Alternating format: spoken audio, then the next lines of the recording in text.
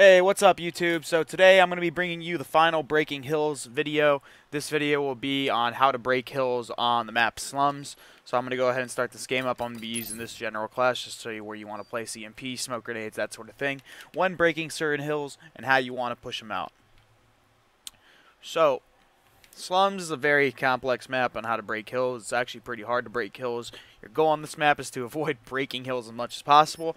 But however, hard point. It's very doable. It's not hard if you play as a team and take your time. But if you get really staggered and start getting panicky, it's gonna be not gonna have too much fun. Let's put it that way. So first off, we're just gonna forget about this hill. We're gonna just pretend that we fought this hill, whatever, and we end up flipping out. Let's say you're coming from this side, and you're gonna need to break that back hill, that back spawn for the next hill, because obviously you don't have this whole rotation. So just wait this time out. We'll start after this time. You'll notice the hills actually will advance while I'm still explaining like certain things on the prior hills. So kind of just avoid the time on the top left of the screen. Don't pay attention to it. It has nothing to do with the hill that I'm explaining. So let's say you got to break that down low hill next. This hill pretty much rotated, and you're going to be struggling, and you're going to need a break. If you're spawning back by this garage, your first goal is to obviously not die around this brick. A lot of teams will push up to the fountain, they'll push up to this brick, and they'll even fight you off this garage and make you spawn all the way in the back. So be real careful when pushing this area. Try not to use very many tacticals when pushing this. Usually just have your ARs, your guys advance forward, pick people off these head glitches, and pretty much get control of this side. So your goal here is going to be to get control of this left area of the map. And what you do in this situation to do so is a lot of teams are going to have players posted up on this concrete block, behind this police car, back by this red car, or even on the back wall. But usually a lot of teams will be pushed up. If they're not pushed up, they're doing it wrong. What you want to do in this situation to break this certain area of the map is you want to start by chucking EMPs at this wall. If you chuck an EMP at this wall, any trophies that are on the other side of the wall at about here are going to be destroyed, and that's going to allow your teammates to flood and push smokes or stuns or whatever the hell your team wants to use to break. Once that EMP is popped, your ARs can push up this brick side and try to gunfight this guy off this brick. If this guy off the brick is dead, or if he's not even there, be careful. Peek that red car. If you see him by that red car and trophies are destroyed, then this is where you need to be strategic, because chances are if there's a guy at this red car, the other guy's going to be backing him up at this police car. So this guy's got an angle on you to put shots into you, and the other guy has an angle to finish you guys off. So you got to be real careful, and this is where the bait and switch comes into play. What you're going to have to do is if you see a guy in that red car, you're going to have maybe one of your SMGs try to pop out this corner and put a shot or two into this guy, and pretty much just get this guy back and kill the, and if he hits him, the other player can just come around the corner and clean him up. Or another way you can do this is you have an SMG, jump across, and then you have one of your ARs peek out, fight this guy off the truck, and then fight this guy right afterwards. After this is fought, they can still spawn back there, so you're going to have to be careful for a second wave. And what you do as a team here is you send about 2 people down the street, and this is where your smokes come in handy. So assuming you blew up trophies on this side of the map, you take a peek down the street, and then you see where the next trophies are. If there's trophies around this red car, best bet to throw one into the wall right there. That will blow up any trophies around this area, and that'll leave your team available to smoke. As you're pushing down this street, though, you got to be aware and make sure that one of your teammates watches a flank. Because a lot of teams, what they'll do is if they're getting pushed heavily on that street, they're going to send a guy up this middle ramp to flank you guys and clear you guys off this street and pretty much just be a nuisance. So you always got to be really aware of that. Here's a good spot I like to use. Wait for him to come around the corner, pick him off. And that's pretty much how you break the spawns for this hill. After breaking the spawns for this hill, you pretty much go ahead, hold the hill, and do what I explained in the anchor rotating video and how you hold off the hill. Next, we're going to go over how to break the top far left fence hill, the junkyard hill as a lot of teams call it. This is a hill that, if you can break this hill and hold that top spawn, you're pretty much going to have control of, both those hills for the most of the time. So the way you go about breaking it is on rotation from this hill. You got to be really careful for teams that push the mid-map. Because a lot of teams, what they'll do is they'll push you far out right about here, and they'll make sure that if they kill you off rotation, you're going to spawn back there again, and it's just going to waste a lot more time. It's going to be a lot harder for your team to control. So you don't want to all focus up on this right brick side and, you know, make sure that you guys can't watch middle and you get shot on the side. On rotation, you want to try giving up like maybe 5 or 10 seconds. I know it might seem like a big deal, but a good rotation and them not getting points is a lot better than you sitting there wasting 10 seconds. You know, you do get 10 seconds of time, but you're going to be a man down on rotation, and your 2-3 teammates are going to be rotating 3 versus 4. So try scrap time on that hill. If it's only like 5-10 seconds, give it up. Then no point. Just get a good rotation. That 5 or 10 seconds will be 5 or 10 extra seconds you have to try and break the hill. So what you want to do in this situation is you want to come up middle, send at least one guy up middle, basically to make sure that there's nobody on this fountain that's going to shoot you guys on the side, nobody coming graveyard to shoot you guys on the side. Send 2 guys brick, and then maybe a guy by blue. And what this guy blue is going to do, he's pretty much just going to sit here. Usually you might want to send an AR player just to sit here and watch the street. Pretty much like if you were playing Search and Destroy on this map or CTF and holding blue. Just sit on this street, hold it down, try not to die. Try to get a kill or 2 if you can.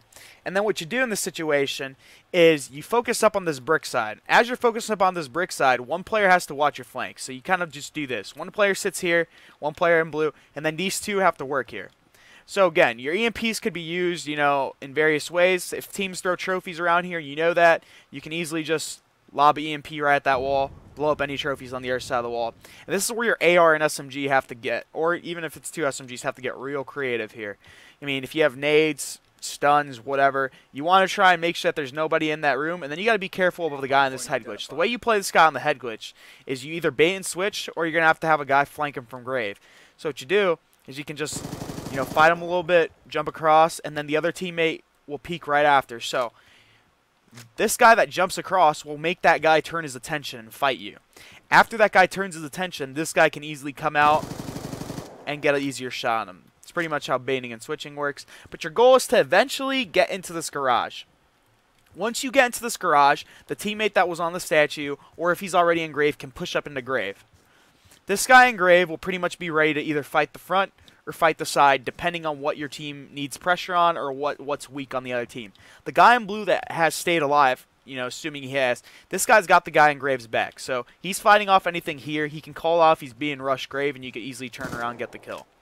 Okay, so now in this situation, this back hill, this is where the smokes and stuff are going to really come in handy, or just getting a kill or 2 and then pushing flooding from the front. So if the team is heavily AR dominated and they're all focusing on this backside, what these 2 need to do, these 2 SMGs or whatever guns you are using in this situation, they just need to be a nuisance and stay alive. A lot of time you can kind of just sit by this red car and just peek back and forth and just try not to die. If it's blown up, it's even easier. If it's not blown up, be careful with nades. One player can just come right here, peek this, call out, go in the alley, do the same thing, and just stay alive.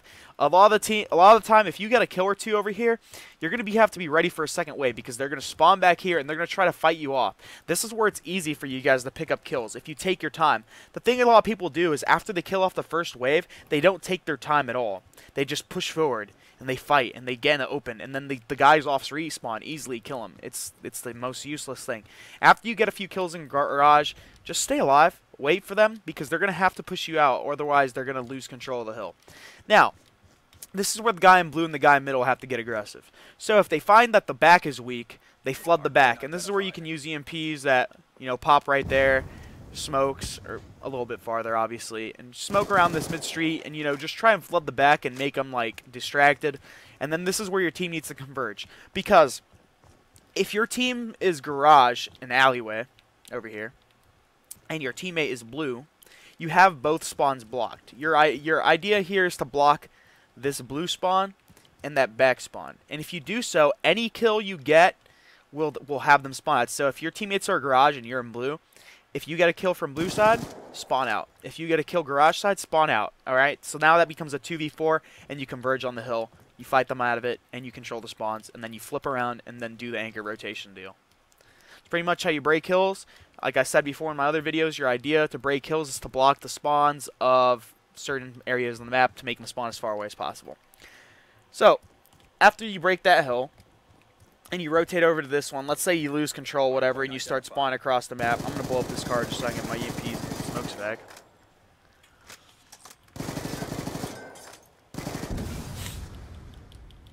Alright, so let's say you're on rotation of that one, you lose it, whatever, and you're going to have to break that top spawn again, but to get that hill. How do you do so? What you want to do is you want to try and focus at least 2 of your men's attention up on this street. Good ways to do it is use EMPs and smokes, because that's going to throw the anchor off. If he doesn't have hardwired, it's going to hit him a few times, and it's going to be able to blow up trophies. So what you could do to blow up trophies is a lot of time I like to throw one right up against that couch to make sure that anything around this area is clear, and then you throw another one a little bit farther back, and that pretty much clears out anything. This allows you to pop a smoke.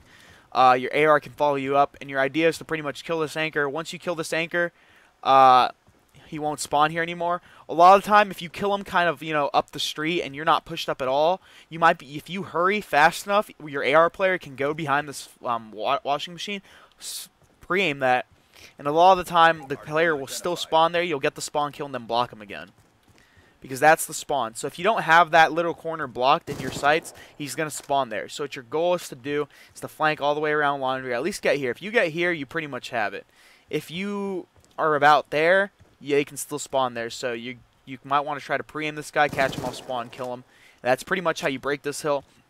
While breaking this hill, your other players have to, again, be ready in positions to flood. So one of your players can be up front here and just kind of just poking out, staying alive, maybe even head glitching this. This is a bit risky because they can kind of double team, stun, and nade, whatever.